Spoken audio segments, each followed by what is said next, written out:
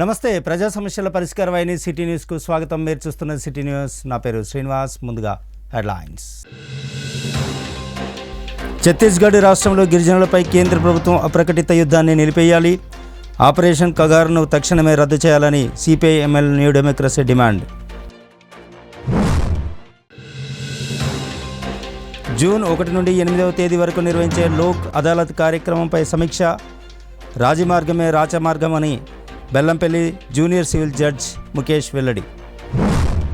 విప్లవ సంస్థలను మట్టుపెట్టే కార్యక్రమంలో భాగంగా గిరిజనులపై కూడా అప్రకటిత యుద్ధాన్ని కేంద్ర ప్రభుత్వం ప్రత్యేకంగా ఛత్తీస్గఢ్ రాష్ట్రంలో ప్రకటించిందని, దీన్ని అన్ని విప్లవ సంస్థలతో పాటు సిపిఐ-ఎంఎల్ న్యూ డెమోక్రసీ మంచిర్యాల జిల్లా శాఖ కూడా ఖండిస్తుందని టి శ్రీనివాస్ వెల్లడించారు. జిల్లా కేంద్రంలోని ప్రజాపంత కార్యాలయంలో ఏర్పాటు చేసిన విలేకరుల సమావేశంలో న్యూ డెమోక్రసీ నాయకులు మాట్లాడుతూ, సమసమాజ స్థాపన కోసం ఏర్పడిన విప్లవ సంస్థలు గిరిజనుల భూములను, వారి ఉనికిని కాపాడడం కోసం పోరాటం చేస్తున్న ఛత్తీస్గఢ్ రాష్ట్రంలో ఆపరేషన్ కగార్ పేరుతో కేంద్ర ప్రభుత్వం వేలాది మిలిటరీని దించి ఎన్కౌంటర్ల పేరుతో మావోయిస్టు కార్యకర్తలను మట్టుపెట్టే కార్యక్రమాన్ని చేపట్టిందని అన్నారు. విప్లవ సంస్థల సభ్యులను మట్టుపెట్టే వచ్చేమో కానీ వారి భావజాలాన్ని ఏ ప్రభుత్వాలు కూడా తీసిపారేయలేవని అన్నారు. గిరిజన ప్రాంతాల్లోని భూగర్భ ఆస్తులను కార్పొరేట్ సంస్థలకు అప్పజెప్పడానికి ఈ బూటకపు ఎన్కౌంటర్లు అని ఆయన విమర్శించారు. ఈ కార్యక్రమంలో సిపిఐ-ఎంఎల్ న్యూ డెమోక్రసీ జిల్లా కార్యదర్శి లాల్ కుమార్, పిఓడబ్ల్యూ కార్యదర్శి అందే మంగా, ఇఫ్టు కార్యదర్శి బ్రహ్మానందం, అరుణోదయ రాష్ట్ర మల్లన్న, పిఓడబ్ల్యూ జిల్లా అధ్యక్షులు ఎం జ్యోతి, ఎండి జాఫర్, అరుణ, శ్రీకాంత్, సాజిద్, సమ్మయ్య, ఓదేలు తదితరులు పాల్గొన్నారు.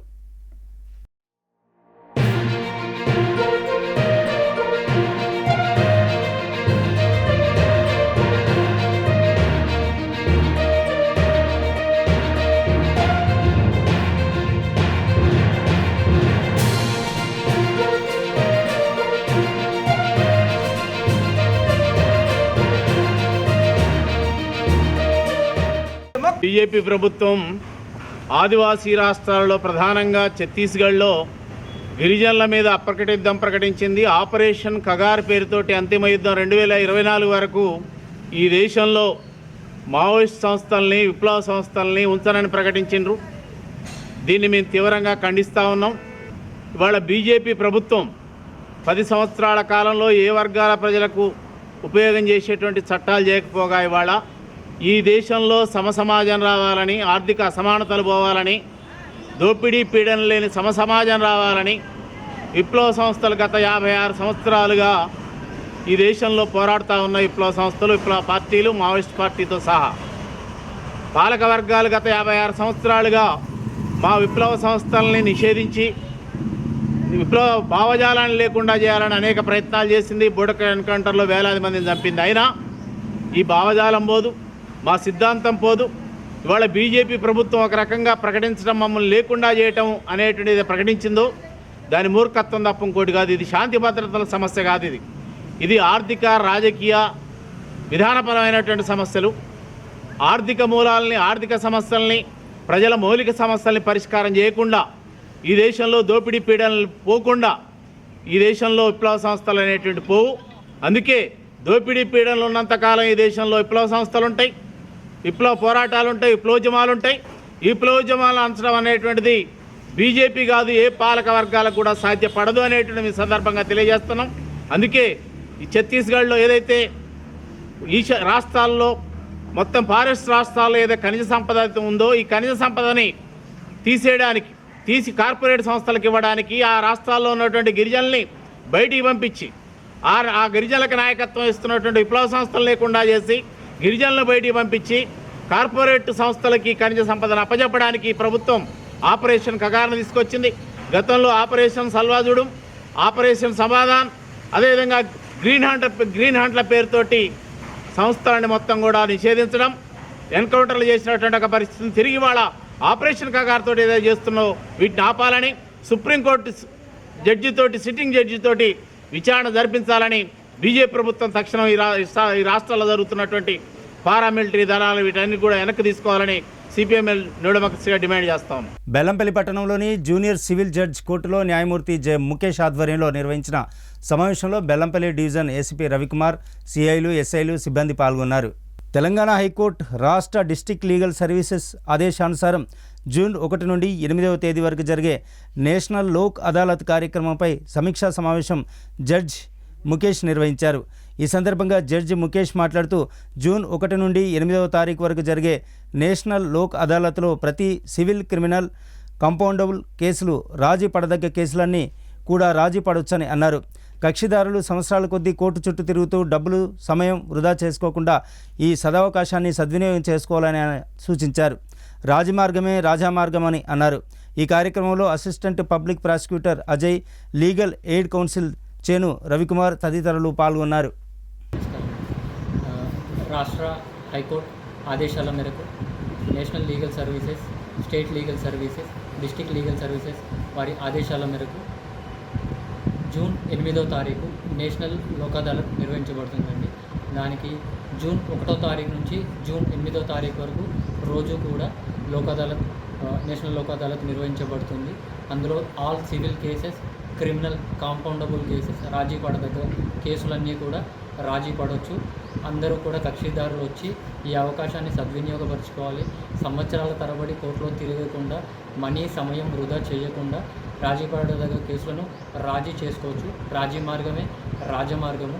ఈ కేసెస్లో కాంప్రమైజ్ అయిన వాళ్ళకి ఇమ్మీడియట్గా అవార్డు ఇవ్వబడుతుంది. ఆ అవార్డు బోత్ పార్టీస్ మీద కూడా బైండింగ్ ఉంటుంది. ఇద్దరూ కూడా విన్ విన్ పొజిషన్లో ఉంటారు. దాని మీద ఎటువంటి అపీల్ ఏది కూడా ఉండదు. ఇద్దరు పార్టీస్ కూడా బైండ్ అయి ఉంటాయి దాని మీద. కాబట్టి ఈ అవకాశాన్ని అందరూ కూడా సద్వినియోగపరచుకోవాలని చెప్పి. దండపల్లి మండల కేంద్రానికి సమీపంలో ఖడేన్ డిస్ట్రిబ్యూటర్ కాలువలో ట్రాక్టర్ బోల్తాపడి తీవ్ర గాయాలతో మంచిర్యాల ప్రభుత్వ ఆసుపత్రిలో చికిత్స పొందుతున్న 15 మంది ఉపాధి హామీ కూలీలకు శనివారం ఉదయం మంచిర్యాల ఎమ్మెల్యే కొక్కిరాల ప్రేమ్సాగర్ రావు ఆధ్వర్యంలో కాంగ్రెస్ పార్టీ నాయకులు అల్పాహారం, మధ్యాహ్న భోజన కార్యక్రమాన్ని నిర్వహించారు. ఈ సందర్భంగా కాంగ్రెస్ పార్టీ పట్టణాధ్యక్షుడు తుమ్మల నరేష్ మాట్లాడుతూ దండపల్లికి చెందిన ఉపాధి కూలీలు దురదృష్టవశాత్తు ట్రాక్టర్ బోల్తపడి తీవ్ర గాయాల పాలై ప్రభుత్వ ఆసుపత్రిలో చికిత్స పొందుతున్న క్షతగాత్రులకు ఎమ్మెల్యే ప్రేమ్సాగర్ రావు ఆదేశాల మేరకు తీవ్ర గాయాలైన వారిని కరీంనగర్కు మెరుగైన చికిత్స కోసం పంపించడం జరిగిందని, మిగతా వారికి ఉదయం అల్పాహారం, మధ్యాహ్నం భోజనం అందించడం జరిగిందని, ప్రేమ్సాగర్ రావు అంటే పేదల పెన్నిది అని, నియోజకవర్గ ప్రజలు ఆపదలో ఉంటే ఆయన సహాయ సహకారాలు ఎల్లప్పుడూ అందుబాటులో ఉంటాయని అన్నారు. ఈ కార్యక్రమంలో బోయిని శ్రీనివాస్, కుంటల శంకర్, పార్టీ నాయకులు, కార్యకర్తలు పాల్గొన్నారు.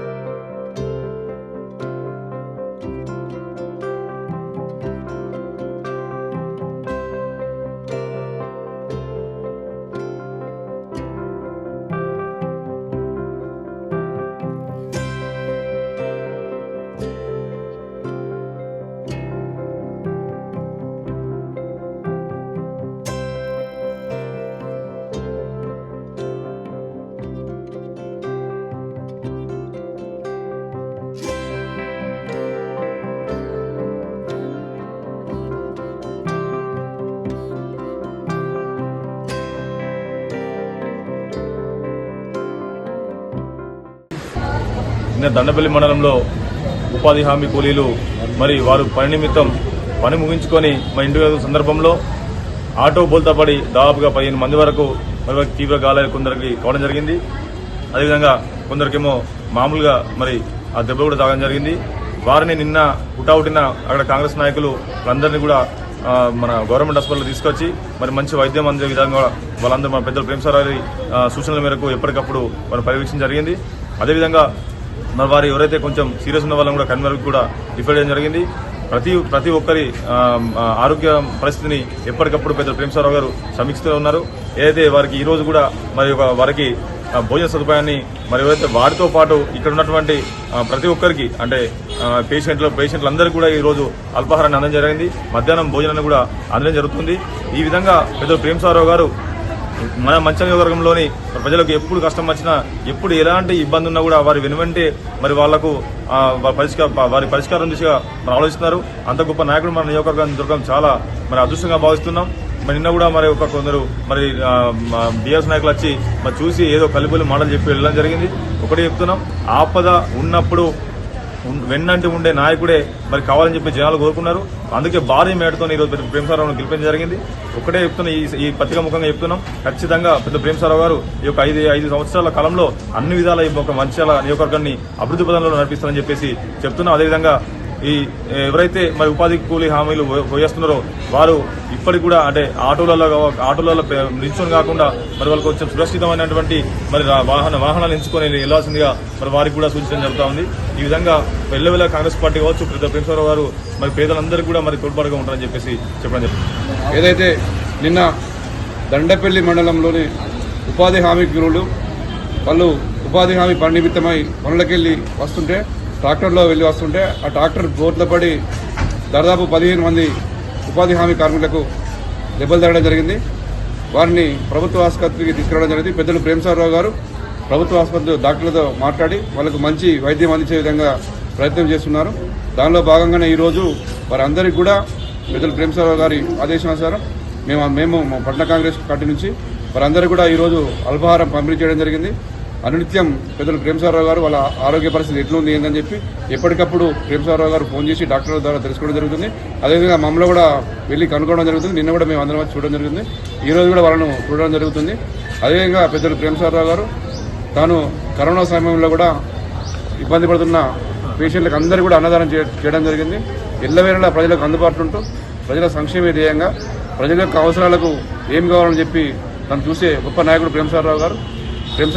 ఇప్పుడు గతంలో చూస్తే కొంతమంది ఇప్పుడు అంబలి ప్రేమసాగరరావు గారు గెలిచిన తర్వాత కూడా పెట్టడం జరిగింది.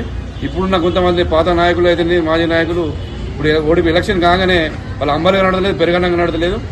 ఈరోజు అనునిత్యం ఎప్పటి కూడా ప్రజల వెంటే ఉండే ప్రజలకు ఏ అవసరాలు ఏ కష్టాలు వస్తాయి బీదవాళ్ళ కోసం అనునిత్యం వింటుండే పెద్ద గొప్ప నాయకుడు పెద్దలు ప్రేమసాగరరావు గారని చెప్పాలి తప్పదు. వారికి మంచిర్యాల జిల్లా రామకృష్ణపూర్ పట్టణంలోని సూపర్ బజార్ ఏరియాలో ఏర్పాటు చేసిన కన్యకా పరమేశ్వరి శ్రీ వాసవి మాత దేవాలయం వద్ద అమ్మవారి జయంతి వేడుకలను ఘనంగా నిర్వహించారు. ఈ వేడుకల్లో భక్తులు అధిక సంఖ్యలో పాల్గొని అమ్మవారికి ప్రత్యేక పూజలు నిర్వహించారు. ఈ సందర్భంగా కమిటీ సభ్యులు మాట్లాడుతూ గత 30 సంవత్సరాలుగా అమ్మవారి జయంతి వేడుకలను అంగరంగ వైభవంగా నిర్వహించుకుంటున్నామని, అలాగే ఈ సంవత్సరం కూడా ఆర్యవైశ్య కుటుంబ సభ్యుల ఆధ్వర్యంలో అమ్మవారికి ప్రత్యేక పూజలు చేపట్టామని తెలిపారు. సంధ్యావేళ సమయంలో మహిళలతో కోలాట నృత్యాలతో అమ్మవారికి చేపట్టబోయే నగర సంకీర్తనలో ప్రతి ఒక్కరూ పాల్గొనాలని పిలుపునిచ్చారు.